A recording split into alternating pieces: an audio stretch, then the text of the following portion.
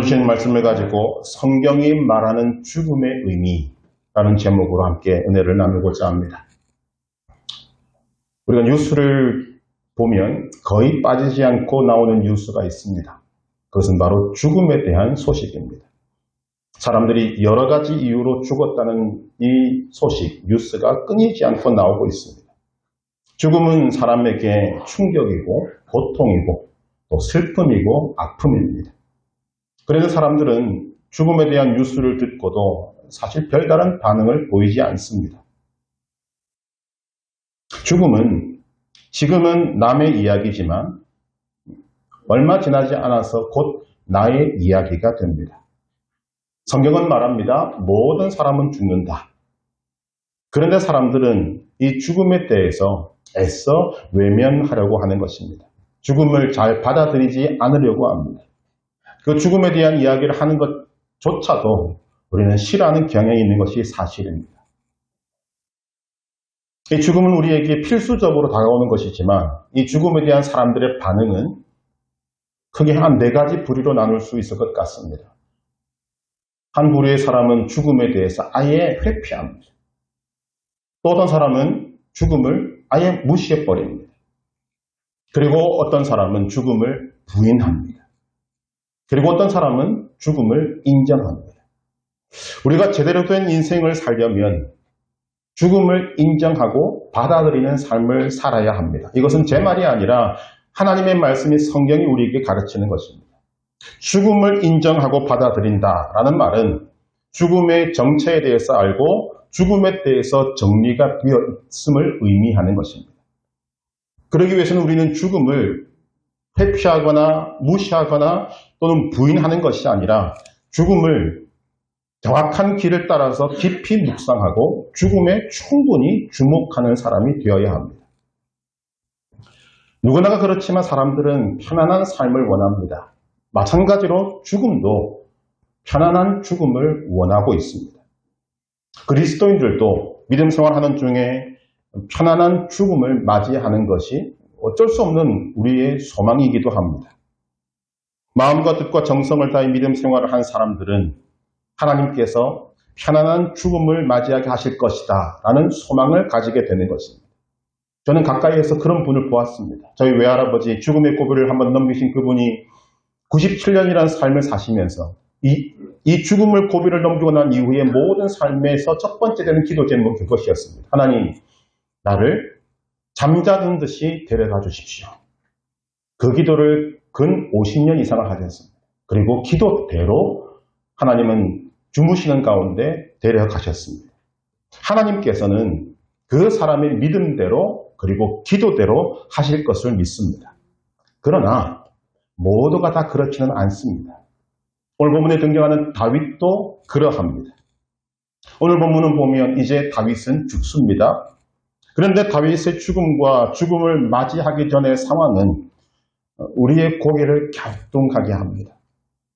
다윗은 삶의 굴곡이 참 많았지만 그 가운데서도 하나님의 사람으로 인정받았습니다. 대단한 것입니다. 어려움을 많이 겪었지만 그는 한결같은 믿음으로 그 어려움을 돌파했던 사람이었습니다. 무엇보다도 다윗에게는 한 가지 아주 멋진 이름이 따라붙습니다. 하나님의 마음에 합한 사람. 이런 사람이라면 그도 인간인지라 죽어야 한다면 하나님께서 편안한 죽음을 맞이하게 하실 것이다 라는 기대를 해봄직도 합니다. 그러나 다윗이 죽을 때가 되었을 때의 상황은 전혀 편안하지 않습니다. 오히려 엉망진창입니다. 왜 그런가? 몇 가지 이유가 있습니다. 첫 번째는 이제 다윗이 나이 들어 죽을 때가 다가올 때 그 신하들은 다윗의 죽음을 해결해야 할 문제로 받아들이고 있습니다. 다윗의 죽음이 다가오자 신하들은 이불로 다윗의 이 늙어간 죽음을 먼저 해결하려 했습니다. 열왕기상 1장 1절 다윗 왕이 나이가 많아 늙으니 이불을 덮어도 따뜻하지 아니한지라. 그런데 그것은 실패로 넘어가고 맙니다. 그래서 이불로 해결이 안 되니까 그 다음 그 시대의 전통인지는 모르겠습니다만 아름답고 젊은 처녀를 구해서 다윗을 시중들게 합니다. 그래서 아비삭이라는 여인을 구했습니다. 그러나 그것으로도 해결되지 않았습니다. 신하들이 해결책으로 내세운 것들이 실패할 때마다 다윗의 죽음은 그 죽음의 의미, 고상한 인간됨 이런 것들을 부각시키는 것이 아니라 그들에게는 문제거리로 전락해버리고 마는 것입니다.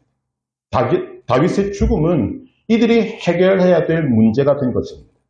이것은 오늘날에도 죽음에 대해서 가장 일반적이고 우리도 그렇게 하고 있고 할 것 같은 태도입니다. 죽음을 놓고 우리는 죽음의 의미를 논하지 않습니다. 그 죽음이 가져다 주는 깊은 의미를 우리는 생각하지 않습니다. 어떻게 해서든지 이 죽음의 문제를 해결해야 할 문제로 만들어버리고 거기에 많은 시간과 돈과 정성을 들이게 되는 것입니다. 그렇게 취급하는 순간, 죽음을 문제거리로 취급하는 순간 삶의 존엄성은 사라지게 되는 것입니다. 비인격적으로 흘러가게 되는 것입니다. 지금 다윗의 주변에 이런 일이 일어나고 있었습니다. 두 번째, 그의 죽음이 편안하지 않았다는 이유는 다윗의 죽음을 잡아야 할 기회로 여기는 사람들이 있었다는 것입니다. 그가 아도니아입니다. 아도니아는 다윗의 아들 중에서 가장 나이 많은 사람으로서 서열로 따지면 첫 번째 왕위 계승자입니다. 그는 자신이 가지고 있는 위치와 모든 것들을 알고 다윗의 뒤를 이은 왕의 자리를 노리고 있었습니다. 그러나 다윗이 오랜 기간 병석에 있으면서도 안 죽는 것입니다. 그러자 아도니아는 자신의 정체성을 잃어버리고 인내심을 잃어버리고 그리고 아버지 다윗의 신하들 중에 몇몇 사람들의 도움을 얻어서 그가 스스로 왕위에 오르려고 합니다. 무슨 말인가 하면 다윗의 아들인 아도니아, 그것도 가장 장자인 아도니아가 아버지의 죽음을 자신의 야망을 실현시킬 기회로 삼고자 했다는 것입니다. 무슨 말인가 하면 다윗의 존재를 자신의 입신양명을 위한 장애물로 취급했다는 것입니다. 아도니아는 아버지 다윗을 높이기는커녕 마치 다윗이 이미 죽기라도 한 것처럼 아버지를 무시했고 스스로 왕 행세를 한 것입니다. 여러분, 이것이 남의 일 같지 않는 이유는 우리는 뉴스를 통해서 많은 이야기들을 듣습니다.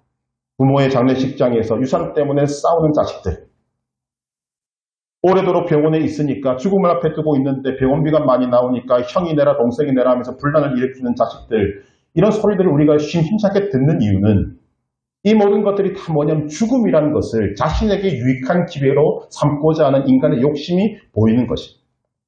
흔히 볼 수 있는 것입니다. 이런 상황이 하나님의 사람이라고 말하고 하나님의 마음에 합한 사람이라고 일컬어졌던 다윗의 죽음을 앞에 두고 일어나고 있는 현상입니다. 옛날 어른들은 이런 상황을 보면 뭐라고 이야기합니까? 내가 이런 것 때문에 눈을 못 감는다, 이런 말도 하지 않습니다. 그런데 다윗의 마지막이 엉망진창인 이유는 그 원인 제공자가 다윗 자신도 있습니다. 과거에 다윗이 압살롬을 피해 도망갈 때 따라다니며 돌을 던지고 저주했던 시므이라는 사람이 있었습니다. 그때 다윗은 그 시기를 정말 하나님을 향한 믿음만으로 버텨내었고 그 시므이를 용서했습니다. 그런데 지금에 와서는 이제 자신의 뒤를 이어서 왕이 될 솔로몬에게 그 시므이를 네가 손을 봐줘야 한다. 손을 봐준다는 말은 무슨 말인가 하면 죽이라는 것입니다. 열왕기상 2장 9절에 보니까 그의 백발이 피 가운데 수월에 내려가게 하라. 야, 우리는 다윗의 이런 모습을 보면 놀랍니다. 아니, 그때는 은혜롭게 용서했으면서 왜 지금 와서 이런 일을 하는가? 그것이 바로 오늘 우리에게 주는 메시지 중에 하나가 포함되는 것입니다. 우리가 지금까지 또 살펴봤던 다윗의 삶은 결코 평범하지 않았습니다. 그는 굴곡 있는 삶을 누구보다도 살았던 것 같습니다. 흔히 말하는 산전수전 공중전에다가 플러스 알파까지. 그리고 오늘 말씀을 보니까 마지막까지 다윗의 삶은 편안하지 않았습니다. 그리고 난 다음에 다윗은 죽습니다. 오늘 말씀 10절에 보니까 다윗이 그의 조상들과 함께 누워 다윗성에 장사되니. 여러분, 이러한 다윗의 마지막까지 모습을 담담하게 기록하고 있는 성경이 우리에게 어떤 메시지를 주고 있는가 하는 것은 굉장히 중요한 것입니다. 오늘 이 말씀을 가지고 죽음에 대한 성경적 정의를 전부 다 내릴 수는 없습니다. 그러나 다윗의 삶과 연결된, 다윗의 죽음과 연결된 이 죽음의 의미를 오늘 몇 가지만 살펴보려고 하는 것입니다. 첫 번째로 죽음이라는 것은 우리를 정직하게 합니다. 더 정확하게 말씀을 드리면 죽음은 내 안에 있는 진짜 나 자신이 무엇인가를 확실하게 드러낸다는 것입니다. 심리학적 용어를 빌려오지 않는다 하더라도 우리는 가면을 쓰고 살아갑니다. 예외가 없습니다. 어쩔 수 없는 것입니다. 저에게도 여러 가지 가면이 있습니다. 가면이라는 말이 여러분들에게 어떻게 들릴지 모르겠지만 이렇게 표현을 합니다. 저에게는 목사의 가면이 있습니다. 남편의 가면도 있고 아버지의 가면도 있고 그리고 자식의 가면도 있습니다. 친구들과의 관계에 가면 친구의 가면도 쓰게 되는 것입니다. 우리는 가면 쓴 모습이 나인 줄 알고 착각하며 살아갑니다. 그러나 정확히 말하면 그것은 나 자신의 진짜 모습이 아닙니다. 나 자신의 진짜 모습은 가면을 벗은 그 모습이 진짜 나의 모습입니다. 그런데 이 가면 속에 있는 우리가 잘 드러내지 않고 드러내고 싶지 않아 하는 이 진짜 나 자신의 모습은 정말 잘 드러나지 않습니다. 그러나 그 자신이 진짜 자기 자신이 확연하게 드러나는 것이 죽음 앞에서 드러나게 되는 것입니다. 목회를 하다 보니까 참 놀라운 사람들 많이 만나게 됩니다. 어떤 사람은 한평생 하나님을 잘 믿는 것처럼 보였지만 죽음 앞에서 하나님을 부인하는 사람도 있습니다. 심지어 하나님을 저주하는 사람까지 있습니다. 신자라는 가면을 쓰고 살았지만 죽음 앞에서 진짜 자기 자신이 드러나는 것입니다.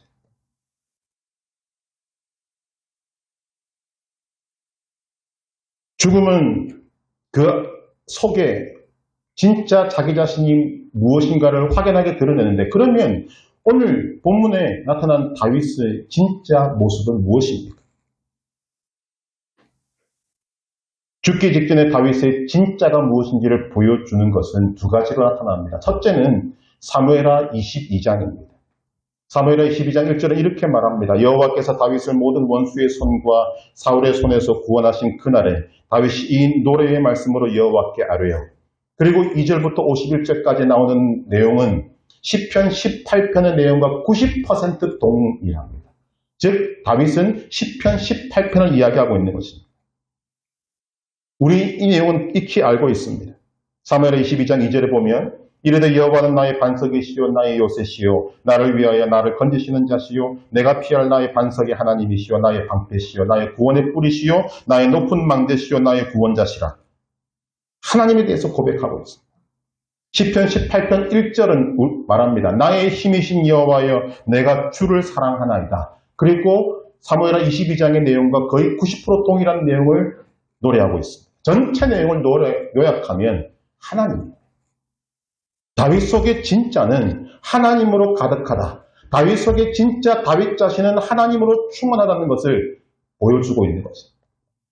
죽음을 앞에 둔 다윗의 입에서 하나님을 향한 고백이 노래가 찬송이 흘러나오고 있습니다.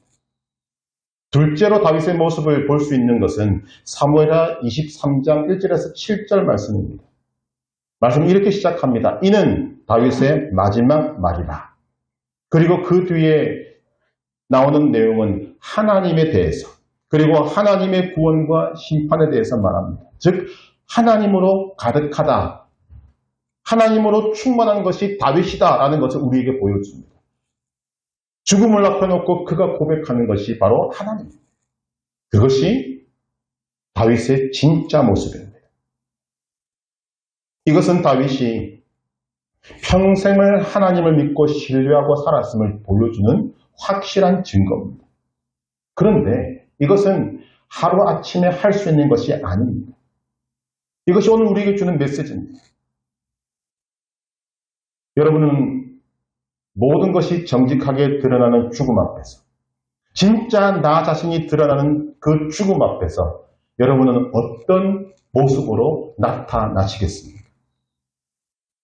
우리는 그것을 생각해야 돼요. 그리고 준비해야만 합니다. 여러분, 죽음 앞에서는 가면을 쓴 모습은 절대로 나타나지 않습니다. 죽음이라는 어마어마한 장애물이 앞을 가로막고 있기 때문에 그 앞에서 가면이 소용없다는 것을 인간은 본능적으로 압니다. 그래서 죽음 앞에서 가면을 벗게 되는 것입니다. 그리고 진짜 자기 자신의 모습이 드러나게 되는 것입니다. 이 죽음 앞에서의 진짜 나 자신은 그 죽음의 순간에서 급조할 수 있는 것이 아닙니다. 하루아침에 할 수 있는 것이 아닙니다. 진짜 내 안에 있는, 가면으로 덮여져 있지만 진짜 내 안에 있는 이것은 오늘 내가 어떻게 살았는가 하는 것이 쌓이는 것입니다. 오늘 내가 하나님을 믿고 믿음으로 산 것이 하루만큼 쌓이는 것이 하루 분량의 나 자신입니다. 오늘 힘든 가운데서도 하나님을 믿고 신뢰하며 살아갈 때 오늘만큼의 진짜 나 자신이 되는 것이고 그것이 쌓이는 것입니다. 그리고 그것들이 쌓이고 쌓여서 죽음 앞에서 진짜 자기 자신의 모습으로 나타나게 되는 것입니다. 말씀드렸다시피 한평생을 하나님을 향해서 살았고 믿음 생활 잘 한 것 같은데 하루하루를 믿음으로 살지 않으니까 죽음의 앞에서 하나님을 부인하고 저주하는 일까지 일어나지 않습니다. 오늘 이것은 우리에게 아주 중요한 의미를 갖는 것입니다. 오늘 하루를 믿음으로 사는 것이 그만큼 중요합니다. 오늘 하루를 하나님을 믿고 오늘 하루 하나님을 신뢰하고 믿음으로 잘 안 되는 기도라도 하고 하나님 앞에 말씀이라도 읽어내는 이 하루가 쌓이게 될 때 진짜 나 자신의 하루가 만들어지게 되는 것입니다. 그리고 그것이 죽음 앞에서 확연하게 드러나게 되는 것입니다.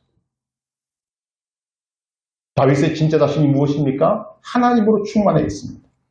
이것은 또한 죽음을 앞에 둔 다윗이 살아왔던 삶의 의미를 우리에게 보여줍니다. 다윗의 삶의 의미가 무엇입니까? 하나님이십니다. 다윗의 삶에서 하나님을 빼면 답이 전혀 나오지 않습니다. 집안에서조차 인정받지 못한 다윗, 아버지에게서조차 인정받지 못하던 다윗을 부르신 분이 하나님이십니다. 모든 것을 가진 사울 왕이 10여 년이 넘도록 죽이려고 했지만 지키시고 오히려 왕에 걸맞는 훈련을 시키신 분이 하나님이십니다. 전쟁에 나가기만 하면 이기도록 하신 분이 하나님이십니다. 하나님의 뜻을 저버리고 딴 길로 가고 죄를 지었을 때도 피눈물 나는 징계를 하시지만 용서하시고 다시 생명의 길을 걷게 하신 분이 하나님이십니다. 죽음을 맞이하는 순간까지도 삶이 혼란스러운 다윗이지만 끝까지 붙드시고 그 다윗의 이름을 살았을 때보다도 죽음 이후에 더 빛나게 하신 분이 하나님이십니다. 다윗의 삶을 돌아볼 때 다윗이 잘했다. 우리는 그런 모습 잘 보지 못했습니다. 다윗이 잘했다기보다는 하나님께서 인도하셨고 하나님께서 주도하셨고 이끄셨다는 것이 다윗의 삶이었음을 알게 되는 것입니다. 결국 다윗이 마지막 순간에 자신의 삶을 하나님으로 채우고 있는 이유, 진짜 하나님으로 충만한 자기 자신을 나타낼 수 있는 이유가 무엇인가? 그의 고백입니다. 내 삶은 전적으로 하나님의 은혜입니다. 여러분, 이것은 구원과 연결되는 것입니다. 우리가 구원을 위해서 할 수 있는 것이 아무것도 없습니다. 우리가 하는 것은 죄밖에 없습니다. 그런데 하나님은 그런 우리를 불러주셨고 하나님의 자녀 삼아주셨고 하나님의 힘과 능력을 부어주셨고 성령을 부으셔서 하나님의 자녀 삼아주셨습니다. 오늘도 하나님 우리를 이끌고 계십니다. 우리도 주님 앞에 설 때 고백할 수 있을 것입니다. 나의 나 된 것은 하나님의 은혜입니다. 사도 바울이 뭐라고 이야기합니까? 고린도전서 15장 10절에 그러나 내가 나 된 것은 하나님의 은혜로 된 것이니.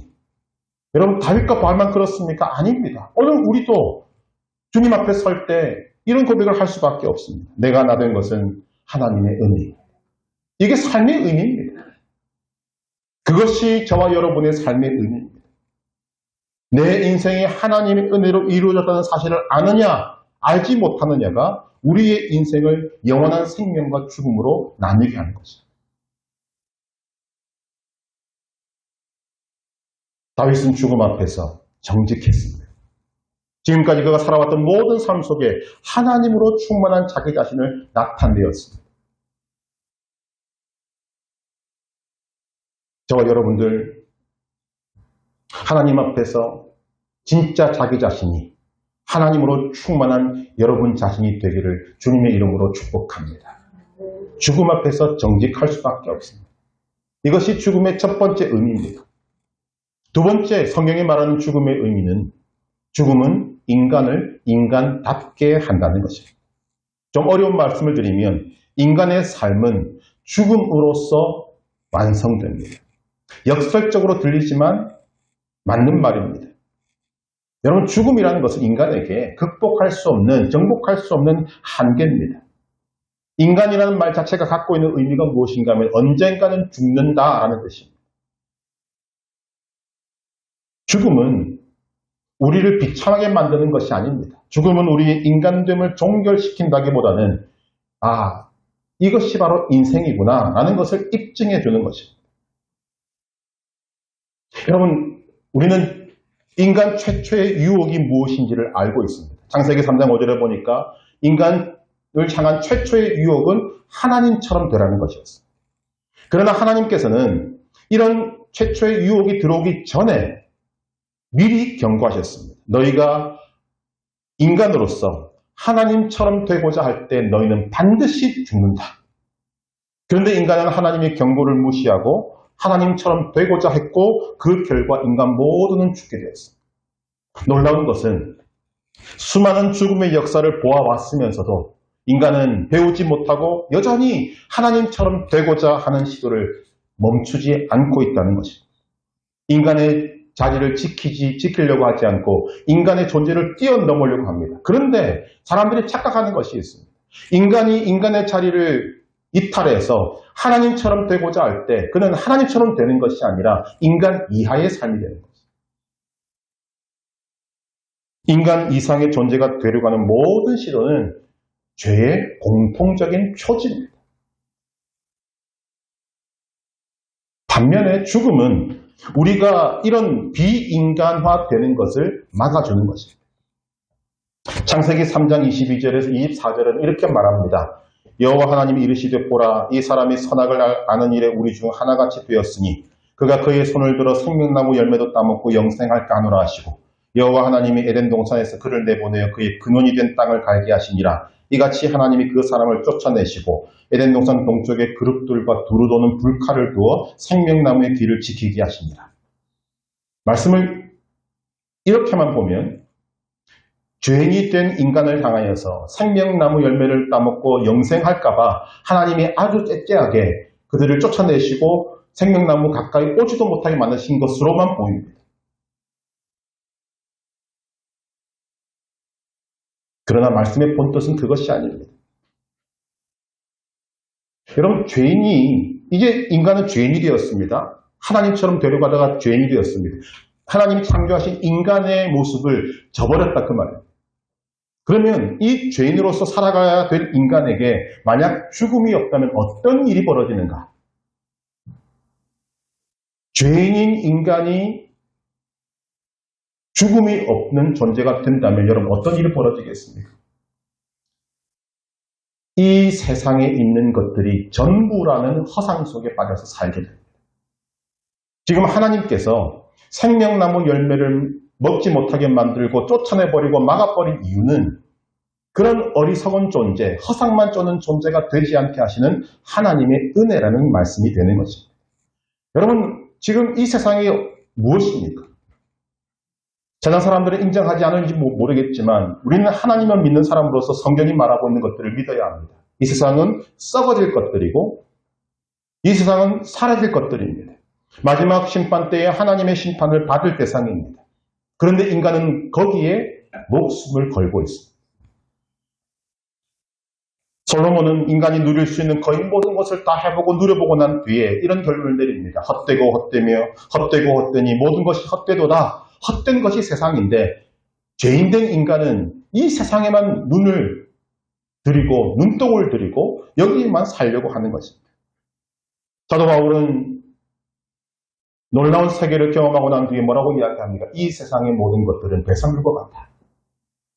그런데 만약에 인간에게 죽음이 없다면 이 인간은 성경이 말하는 헛된 것, 배설물로 여길 만한 것들을 붙들고 이 땅에서 죽음이 코앞에 있으면서도 헛된 것, 허망한 것들만 붙들고 살게 되는 그런 존재일 수밖에 없는 것입니다. 그런 인간들에게 하나님 주신 것이 무엇입니까? 죽음입니다. 그래서 죽음은 인간으로 하여금 가장 인간답게 만들어주는 것이고, 인간은 이런 존재구나라는 것을 우리에게 깨닫게 해주는 것입니다. 죽음을 통해서 우리는 하나님의 은혜도 알고 인간됨을 포기하지 않는 그런 존재로 살아가게 되는 것입니다. 그리고 이 죽음이 인간을 인간답게 한다는 사실은 인간으로 하여금 자연스럽게 참 소망을 대면하게 합니다. 세 번째, 죽음이 있는 의미가 무엇입니까? 참 소망을 대면하게 합니다. 여러분, 인간이 죽음을 앞에 두면 지금까지 소중히 여겼던 것들의 허무함, 허망함을 깨닫게 됩니다. 요즘 세상은 난리지 않습니까?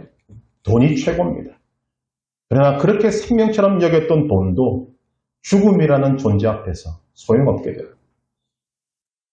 이것 없으면 안 돼 라고 소리치며 정말 온 힘을 다해서 붙잡았던 그것조차도 죽음 앞에서는 아무런 힘도 쓰지 못합니다. 자존심만을 붙들고 체면만을 붙들고 살았던 사람도 죽음 앞에서 아무리 자존심을 내세우려고 해도 내려놓게 되어 있습니다. 힘쓰고 애쓰며 아등바등 붙들었던 모든 것들이 죽음 앞에서 힘을 잃어버리고 마는 것입니다. 움켜쥐었던 이 세상의 모든 것들이 나의 의지와는 관계없이 내 손에서 빠져나가는 것을 경험하게 됩니다. 이 세상에 소망을 두었던 모든 것들의 허망함을 바로 그 죽음 앞에서 우리는 발견하게 되는 것입니다. 정확히 말씀을 드리면 이 세상에 있는 것들의 정체를 죽음 앞에서야 비로소 우리는 깨닫게 된다는 것입니다. 그렇다면 인간의 진정한 소망, 인간의 참 소망은 어디에 있습니까? 하늘에 있습니다. 하늘에 있습니다. 요한일서 2장 17절은 말합니다. 이 세상도 그 정욕도 지나가되 오직 하나님의 뜻을 행하는 자는 영원히 거하느니라. 여러분, 인간이 그토록 꿈꿔왔고 소망했던 영생이 하나님께 있습니다. 세상에 있지 않습니다. 이 땅에서 세상의 소망을 두지 않고 하늘의 소망을 두고 영생을 준비한 사람들의 소망은 이 땅에서 일부 이루어지기도 하겠지만 본격적으로는 하늘에서 이루어지게 됩니다. 고린도전서 15장 58절은 말합니다. 그러므로 내 사랑하는 형제들아 견실하며 흔들리지 말고 항상 주의 일에 더욱 힘쓰는 자들이 되라. 이는 너희 수고가 주 안에서 헛되지 않은 줄 압니다. 여러분, 이 세상은 그 뒤에 있는 사탄 마귀는 우리에게 끊임없이 속삭입니다. 이 세상이 전부다. 이 세상에 소망을 두어야 한다. 이 세상이 끝이다. 그 이상은 없다.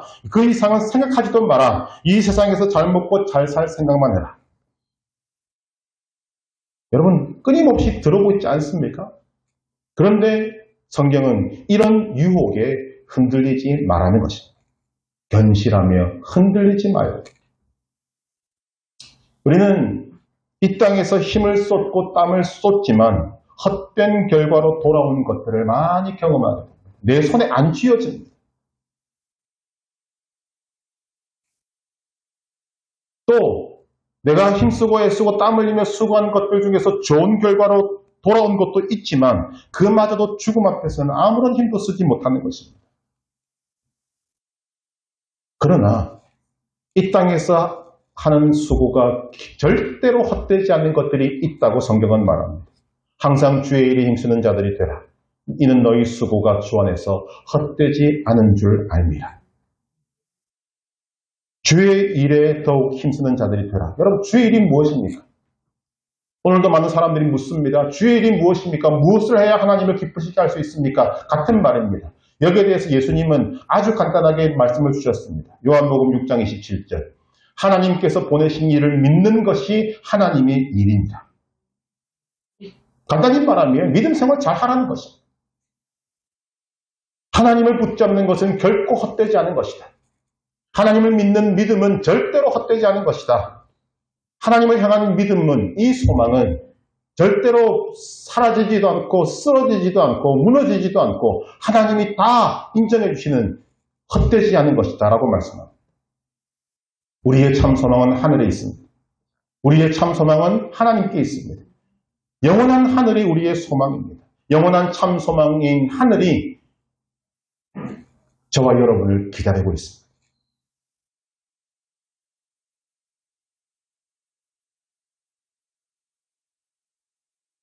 몇 천년 전의 사람인 다윗을 우리가 지금 이야기하는 이유가 무엇입니까?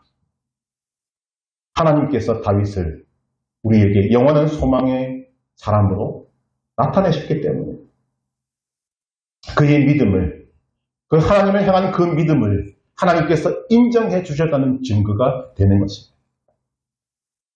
다윗은 죽음을 앞에 두고 그 속에 있는 하나님으로 충만한 진짜 자기 자신을 드러냈습니다. 하루아침에 된 것이 아닙니다. 평생을 하나님을 중심에 두고 산 결과가 죽음 앞에서 정직하게 나타난 것입니다. 사랑하는 성도 여러분, 오늘을 믿음으로 사시기를 바랍니다. 하나님을 신뢰하고 하나님을 의뢰하고 하나님께 기도하며 믿음으로 사시기를 바랍니다. 그 하루가 쌓이고 쌓여 진짜 나 자신을 만드는 것입니다. 죽음 앞에 드러난 진짜 나 자신이 하나님으로 충만한 자기 자신이 되기를 소망합니다. 오늘 무너질 수 있습니다. 쓰러질 수 있습니다. 죄를 지을 수 있습니다. 그러나 어떤 경우에도 하나님을 포기하는 삶이 되지 마시기를 바랍니다. 우리는 다윗을 통해서 깨달아야만 합니다. 우리가 어떤 것을 행해도 하나님은 우리를 붙들고 계신다는 것을 우리는 믿어야 하는 것입니다. 어떠한 환경에 있어서도 하나님을 중심한 삶을 포기하지 마시기를 바랍니다. 다윗을 다윗 되게 한 것은 하나님의 은혜입니다. 오직 하나님의 은혜였습니다. 바울을 바울 되게 한 것도 오직 하나님의 은혜였습니다. 우리도 마찬가지입니다. 다윗에게 임한 하나님의 은혜, 바울에게 임한 하나님의 은혜는 오늘 우리에게 임해 있습니다. 우리가 감사해야 될 것은, 우리가 찬송해야 할 것은 오늘 우리에게 임한 하나님의 은혜는 다윗보다도 바울보다도 더 확실하고 분명하다는 것입니다. 그들은 십자가 이전의 삶을 살았습니다. 그러나 오늘 우리는 십자가 이후의 삶을 삽니다. 이보다 더 확실한 증거가 없는 것입니다. 이 하나님의 은혜를 믿음으로 취하시기를 주님의 이름으로 축복합니다. 성경에 말하는 죽음의 의미를 알게 될 때 죽음은 두려워할 것이 아닙니다. 죽음은 인간을 인간 되게 하는 것입니다. 죽음은 인간을 인간 이하의 존재가 되는 것을 막아주는 하나님의 은혜의 장치입니다. 우리는 죽음의 정체를 분명히 알아야 합니다. 우리는 시간을 내어서 죽음을 묵상할 줄 알아야 합니다. 죽음을 피하지 말고 대면할 줄 알아야 합니다. 죽음을 통해 이 세상의 헛된 것을 버리고 참된 것을 붙잡는 기회로 삼는 지혜로운 자가 되어야 한다는 것입니다. 여러분, 죽음을 통해 참 소망을 발견하시기를 바랍니다. 이 세상의 것들은 우리의 소망이 결코 될 수 없습니다. 하나님만이 소망이십니다. 하나님 나라만이 우리의 소망입니다. 이 땅에서의 삶은 7, 80년이면 끝나지만 진정한 삶은 하늘나라에서부터 시작됩니다. 영원한 삶이 시작되는 것입니다.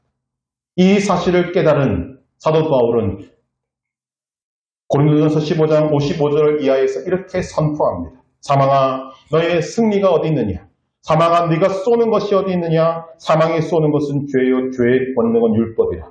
우리 주 예수 그리스도로 말미암아 우리에게 승리를 주시는 하나님께 감사하노니 그러므로 내 사랑하는 형제들아, 견실하며 흔들리지 말고 항상 주의 일에 더욱 힘쓰는 자들이 되라. 이는 너희 수고가 주 안에서 헛되지 않은 줄 압니다. 오늘 하나님의 말씀을 통해 죽음의 의미를 알고 우리에게 허락하신 참된 소망을 붙들고 하나님이 보내신 자 예수 그리스도를 믿고 십자가를 붙들고 살아가는 소망으로 충만한 하나님의 백성 되시기를 주님의 이름으로 축복합니다.